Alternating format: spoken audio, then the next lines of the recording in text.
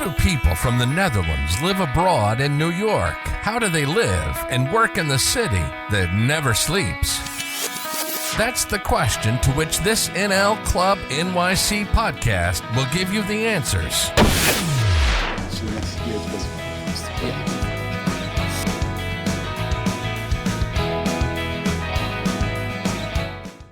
Yeah, welcome here in the NL Club NYC vodcast, the business edition, the second episode. And last week we had Philip and Judy talking about real estate and how to sell stroopwafels in the US and how to build your business. And this week, this episode, we have two new guests, and it's amazing they're here actually on my left side. Why don't you guys introduce yourselves? That would be good. So why don't you just start?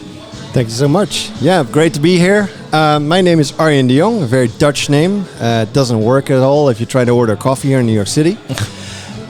So I got a PhD in fluid mechanics. I've been at like Ferrari, Porsche, NASA. So I started in the US as well, in Virginia at the NASA Langley base. Yeah. Went to Berkeley, studied there, and I lived in San Francisco for a while. But wow. I now landed in New York City. Yeah. It's like How long ago? That's about 8 years ago now. Uh-huh. Yeah, it's been a while. Okay. I love the city. It's like Amsterdam XXL. There's like the village and stuff is like Amsterdam, but then there's a whole lot more stuff that's going around it. Yeah. And so what I do is, and since the pandemic, I had a background in fluid mechanics to actually create clean rooms or create clean air zones. Yeah. This is also what my father did as an entrepreneur. He was in Barneveld in the Netherlands, and he did all kinds of stuff to do aircraft maintenance for KLM, things for ASML. Wow. And that manufacturing knowledge, I actually take now into New York City. New York City used to be a manufacturing hub, but they kind of lost track of it. Uh-huh. And funny enough, in Holland, we still do know that, how to bring quality and how to build stuff. Mechanics, that's great. And so I want to hear all about that later, because we also have another guest, which is an amazing guest, Eric. Hello. Welcome. There we are again. Yeah, Yes. And you're not sitting next to me, but this time is like on the opposite side. So welcome back. It's a little different. Yeah. Thank For the you, people that thank you. don't know Eric and haven't seen the earlier versions of the podcast when we were still in trial mode, and Eric was a very Trying to figure it out. Yeah, you were very, very knowledgeable at the time. You did that a lot, podcast, and then we extended it to a vodcast. But we were really in trial and error. And nowadays we have amazing people, like more and more people that are working on pre-production, production, post-production. So it's super cool. But it's good to have you as a guest, Eric. Thank you. How are you? I'm doing great. Yes. A lot has happened in the meantime. Yeah. Can you start with the beginning? Like where you're from, what you do? Well, of course. So I'm obviously from the Netherlands. Moved here 3 years ago in the midst of the pandemic for love. How corny. Been hanging around New York City for a couple of years. Did a lot of consulting for businesses who started up in New York City, mostly Dutch or West European businesses. And through that, I actually got connected to my current gig, which is Holland Bikes. Holland Bikes. It's a larger international company, and they were looking for somebody to start up their first branch here in New York City. And then they found you. And then we found each other. And everything went extremely fast. So we first met last September, I guess. I started in November, and we opened our first location last March. Awesome. And I want to hear all about that, Eric, because you're an amazing guy, and it's like amazing that you're here, because I know now you've been busier than ever. So let's go back to you. You said you started here in New York. Can you remember the first day you put your feet in New York? Or let's say before, like when did you make the decision to do business in New York? And how did that go once you were here? So take us to that time and describe a little bit. Yes. So actually it goes back a little bit. There is a love component. I met my wife on a train station where the train broke down in Paris. Okay. And she's from Paris. She's half Australian. Okay. And I was on my way back to Holland. And then what happened is we had a click, and I was already doing a lot of business here in the US. I was doing a lot of automotive stuff in Detroit, where I didn't want to live. Okay. A couple of other things, and she was also very keen on moving there. So we all right. She gets her job. I support her. Like, she moves to New York City because that was big city, East Coast. So the best of both worlds, right? So you get like the Paris of the East Coast of the United States. It's still approachable for others to go. And for me, it was like a stepping stone because we're in the middle here in a city that's... The US is very, say, conformal. That it is a large country where everything is the same, but New York is slightly different. So it's like this border gate to it. So I use this as a reference, a big city where you do have a lot of connections. Everybody knows New York. Everybody comes here. So is it kind of what you're saying and trying to say here is that when you found a business here in New York and you want to expand into the rest of the US, that helps? Like, is that what you're saying? Yeah, so the thing is, if you build something in the Netherlands, and it's great, you build it and then you can go through the whole of the Netherlands. That would be the size of New Jersey here. Here, if you build something, and rules are changing from state to state, but you can actually expand for like 300 million people. So there's a whole like backyard. If you go that way, if you have something that's scalable, go. Garden state, or in my case, back garden state. Yeah. So, and the thing is now, so we use this Dutch clean room technology, and now we have something, and because that's what you do. So you make the decision. You are in New York with that expansion in mind, like as a good, slice of the American dream. If you can make it here, you can make it anywhere. All that. So, give us a little bit on how did you start AirTulip right here? Like, what was that? What was the decision? What was the moment? What happened? So I actually was already doing different business on airflows and controlling airflows for the United States market because I knew how to do that and I knew what to do with it. Yeah. But in comes the pandemic and everybody knows what it's like. Yeah. Here, because of my clean room background, I developed a portable clean room system that would mitigate the spread of COVID indoors. So when we go back in the time, I remember everybody started buying these air filtration systems that had a HEPA filter. Yep. Combined with the UV light, and that combination would kill 99% of whatever was in the air. Is that correct? Or and that's the thing, in the air, in the device. Air filtration units or air purifiers, what they do is they take in some air, not much of the air in the room, and they clean that through a filter, and that filter is all like clean and stuff like that. But the inch you come out of the device, it immediately mixes again with the room air. Because you have turbulent flows, whirls that look like the weather pattern that are in the room. Yeah. In COVID, we noticed that, right? Because people would be at this table and then they would have COVID contracted 15 minutes later over there because the air lingers around. Okay. Air purifiers won't catch that. So clean rooms have a dedicated porous ceiling where all the air is in layers. It's called laminar airflow. It's like layered up so that it doesn't mix. Wow. So if you cough, that cough goes straight to the ground, doesn't interfere with you. Wow. That part was missing. Everybody can talk about the filters, but it's about how do you get the air out of the room cleaned and how do you make sure it doesn't mix up while you do it. It's like a coffee cup. How do you make sure you don't stir the milk in the coffee while you drain the coffee cup? Wow. That part, that's the thing. And that's the trick. That's the difference between an air purifier and a clean room device where you have like a whole installation and everything needs to be exact and the flow needs to be controlled. So just for me to understand, because it is super interesting and there is a lot of knowledge here, because you told me your father has a background in that, right? And so you're explaining how that works. But then you took this piece of innovation and you integrated it in what? Yes, so COVID was making a portable clean room system. So we started off making this kind of portable pillars that would create a huge amount of flow, maybe 20 air purifiers worth of flow, and pulling it from the floor to the top and then diffusing it over a plenum or some kind of porous cloth that would create a downflow. We put that in elevators, we put it in bars, restaurants, and in the end, a lot in clinics and dentistry rooms. What was weird is that the receptionists of those dentists said, if they had asthma or allergies, hey, my nose is open, I don't have any allergies, what's going on? I don't smell the things, the smoke is not there. It's because that controlled flow also cuts out all kinds of other particulars that trigger you normally, that you can never escape. Oh. Now comes the thing. So the company, AirTulip, so I'm still being very Dutch, right? Yeah. Air plus tulip. Yeah, very good. we were like, okay, where do people stay in one place so we can actually provide them this completely 100% clean room air that you normally would only have in an operating room in a hospital. It's like a quarantine cell. Exactly, but in the open. And that's the thing. If you would light a cigarette in a clean room, it would just be a line of smoke going down. You wouldn't smell it. It would just be completely isolated. That's amazing. What a technology. I never knew this. So, and now we know everything about the technology, but when did you then decide to go into the New York market? Like, what was the moment that you got, okay, now I'm going to go in here? Or were you already here during the pandemic and you thought, this is the moment to launch? I was here in the pandemic, and the one thing that was interesting and nice, as I was doing the initial pillars, it was very easy to go to coffee shop, to restaurants, to bars. There was a lot more room here to do tests, to connect to people. Yeah. It's a huge kind of metropole.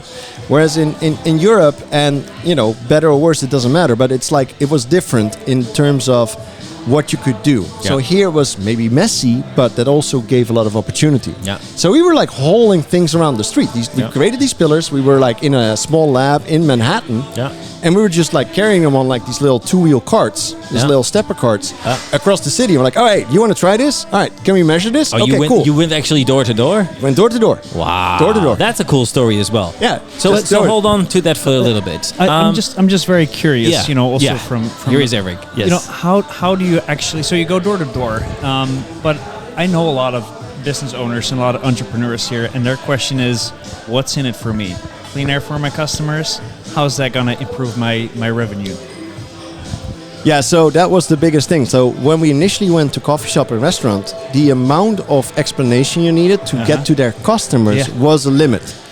But the people that we really connected to were the dentists, because they already had like flow ablation systems, because they normally have their mouth open and people like spill all the things. Yeah. So they knew it would work. And they would be able to tell their customers more, okay, this will be a clean zone, this won't be. And they're having a dentist kind of, background, so they can actually portray that. Yeah, so we had like a lot of issues with like getting to restaurants. They like to try it, we could measure it, we could show it, but to get to the point where people would actually go there, we measured in like gym rooms and yoga rooms that you could be 5 foot apart, still not get each other's stuff, but in order to do that you need legislation to catch up with it. It would take years, but that was beyond the pandemic. Okay. Dentist would be the market, so that was the search, and then the market was like, clinics and dentists, and then we went all in there. There you go. So next to clean air, Eric, you did a lot in New York. You did a lot before New York, but I think today I want to talk about your newest venture challenge, Holland Bikes. I know from the time that I was here for the first time, was in February, and I rented a bike and a Dutch bike guide, because I had no clue what New York was about, right? I had no clue where to go. I had no clue what to do. And I was so happy because I found this place, which was a Dutch guide, and he actually had no customers, because nobody is so crazy to go on a bike in February, besides the person that I then was with. And I'm wondering, like, Holland Bikes, what was the decision, and how did you start here? So obviously I have the luck of having a large corporation behind me with a lot of experience in this field. Okay.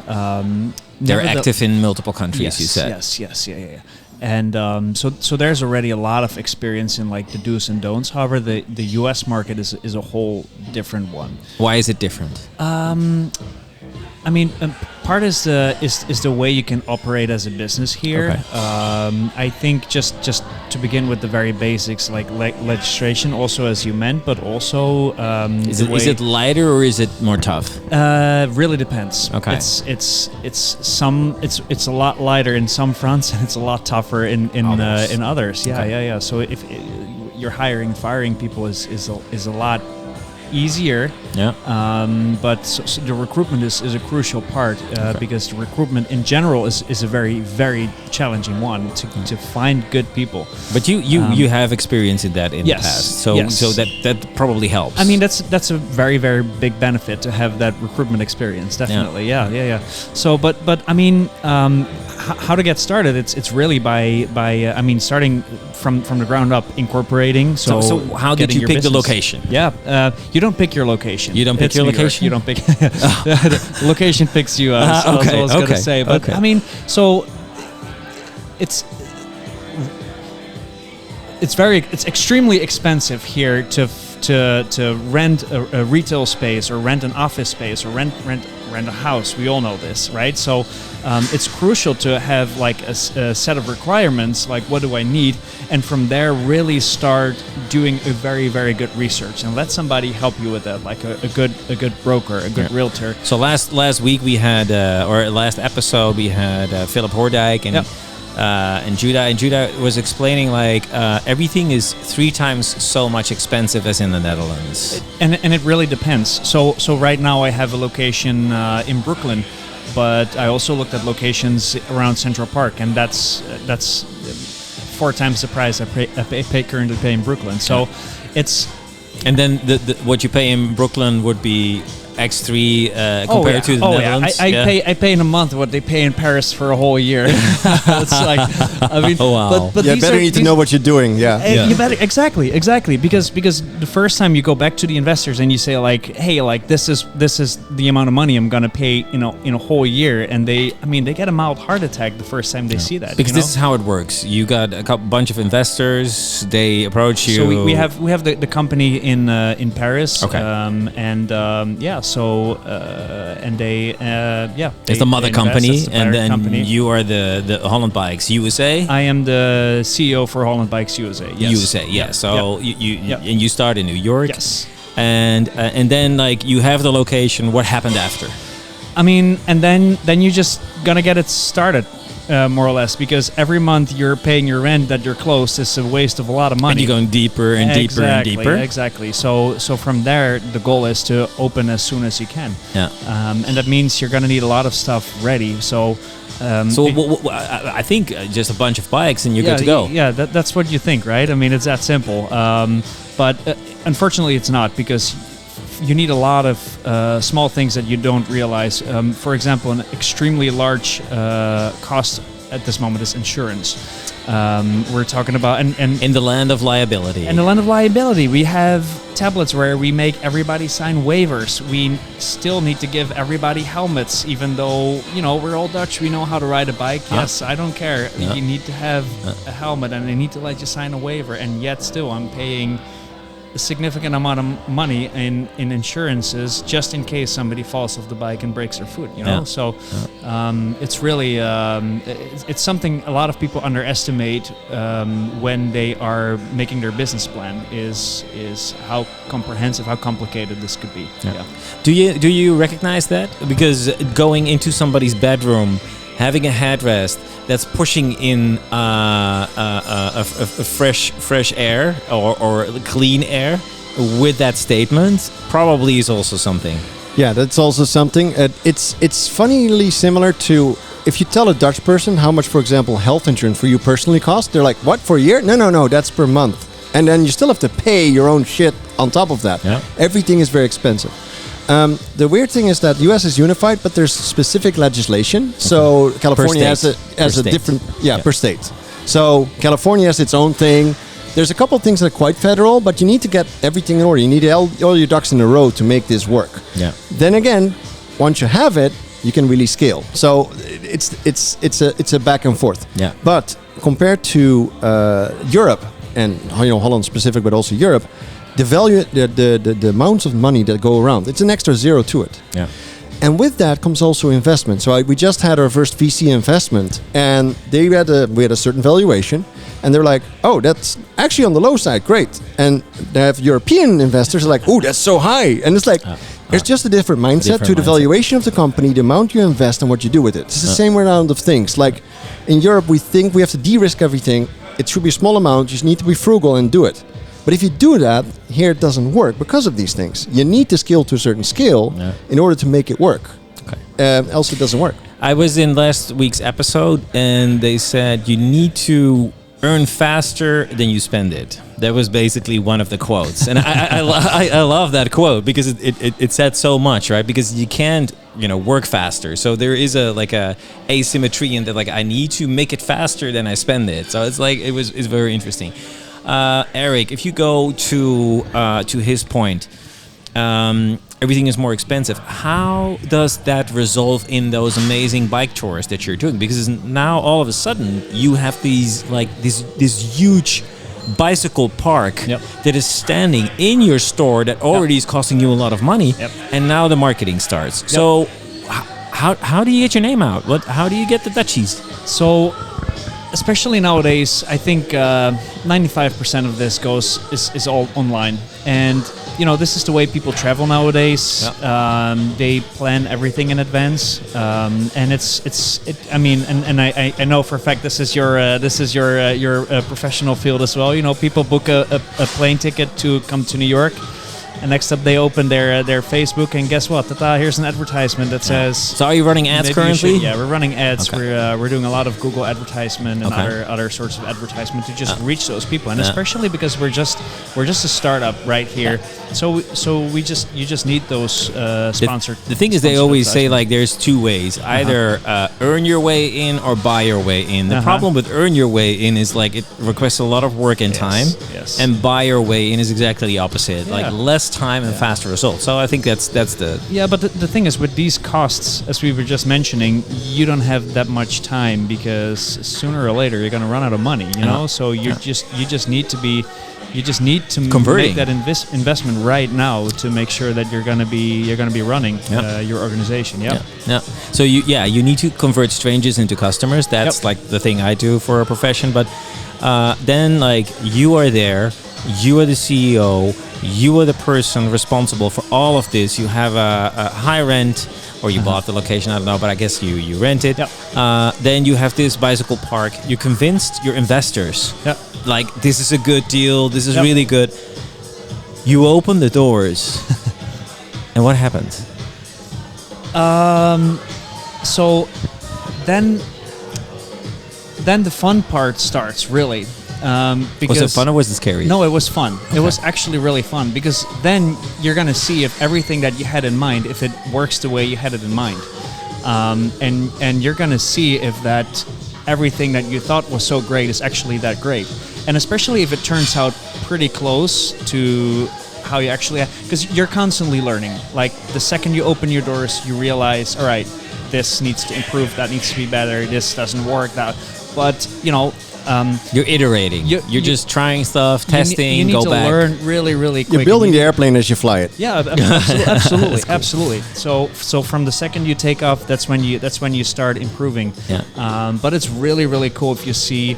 So you start with a very small team. The team is very, very highly motivated to really, really make something great. Are they all Dutch? No, absolutely not. Did they do a bicycle test? I think, one of the things is you have to know how to ride a bike before you apply. Do they rode it with or without side wheels? They know how Training wheels. There's a lot of Americans who say, yeah, I know how to do that. And it's like, go ahead. That is, but here's the good thing: everybody bikes to work in my company. So, all right, so that's good enough. That's when you come work for you, you get a bicycle of the company. Yes, you do. That's good. Is it a lease bike or is it like a real bike? No, I mean, we have plenty of bikes. I mean, it's what we do. So when the shop closes, you can ride a bike home. It's not a problem. Every day another bike. Every day another bike. Yeah, just like that. Just as simple as that. That's really cool. Yeah. So then it's basically the moment of truth. Yeah. Do you recognize that? Did you have your moment of truth? Like the moment you went on the street, you took the sucker into the store. Like, did you have that moment? So the biggest moment for me was actually the pivot, because and that's maybe what we do currently.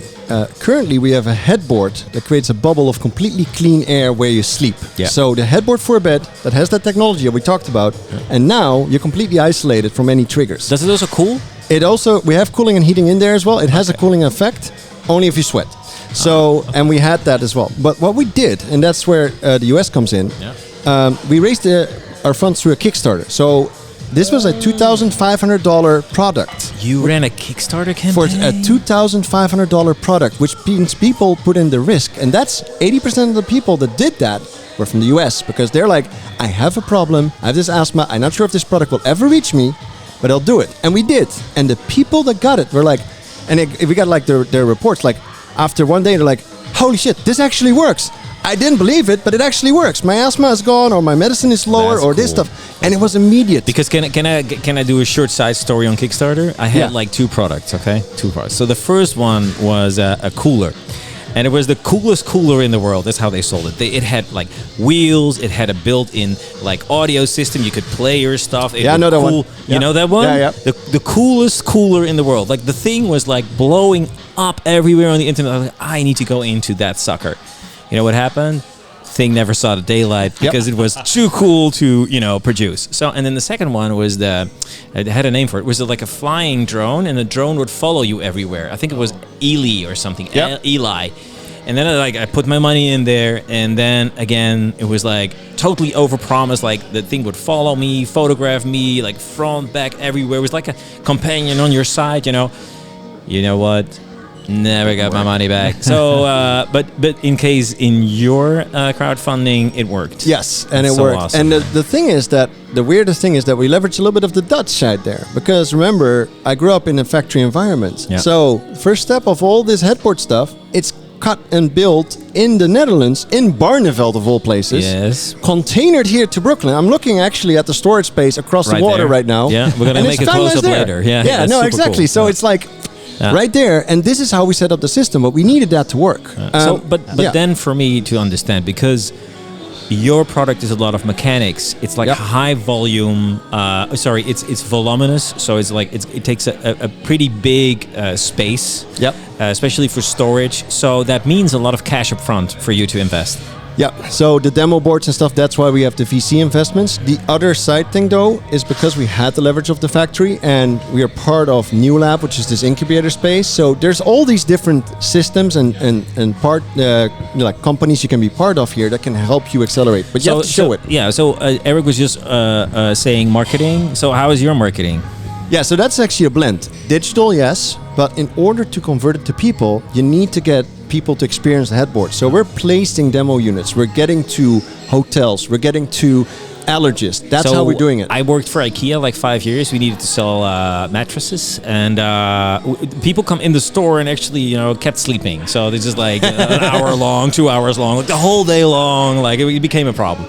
But the thing is this, like, how do you do it? Do you offer people like a sleeping experience? Yeah, so if they have like asthma and allergies, we actually actively promote, find them. If you have it, get on the list. We'll actually deliver you the board.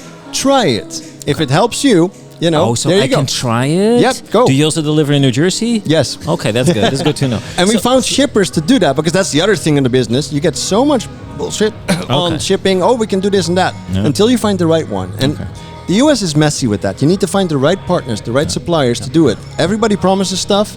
But in Holland, when people say you can do it, we think, oh yeah, no, he said he can do it, so he does it. Do you think, like here in the NL Club community, you would it also help you to find other people that you could work with together? Like, is there people that you can leverage in this network, maybe?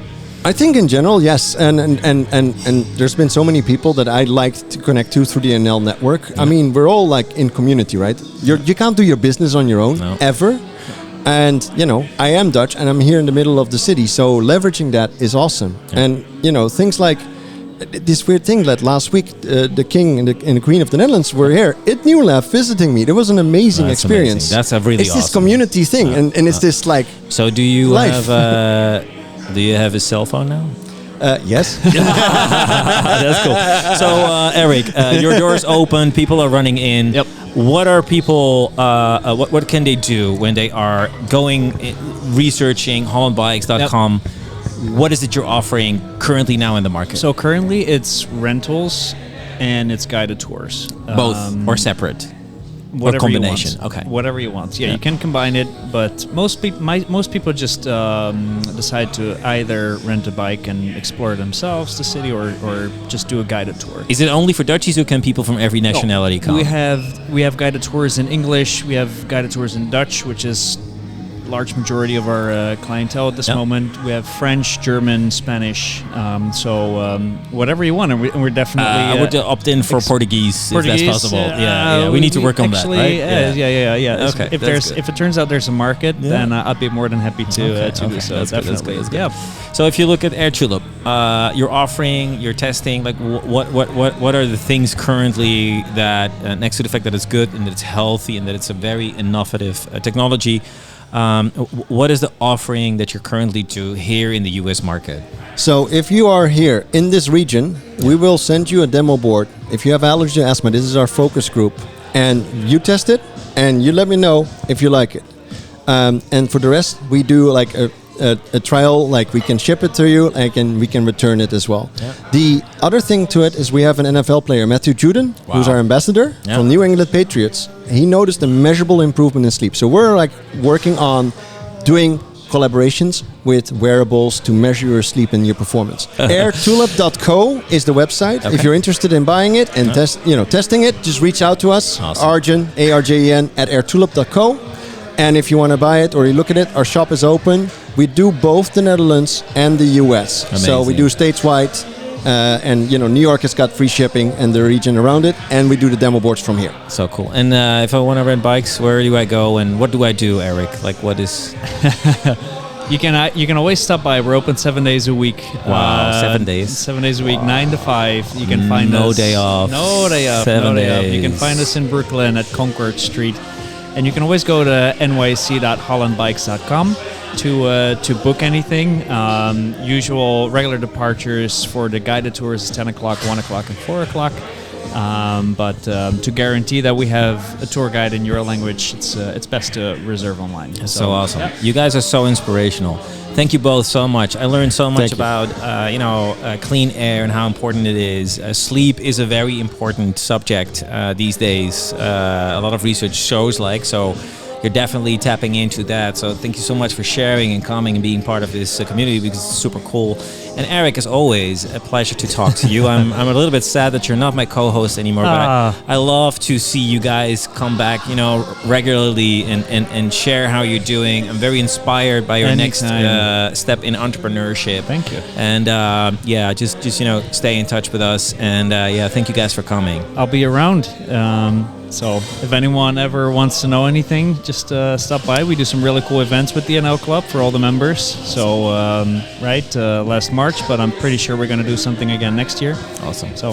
So guys, thank you so much for watching. And we had an amazing guest here. And these are only two of the whole NL Club podcast community, or NL Club NYC that we have, and the podcast that we're doing is just highlighting them.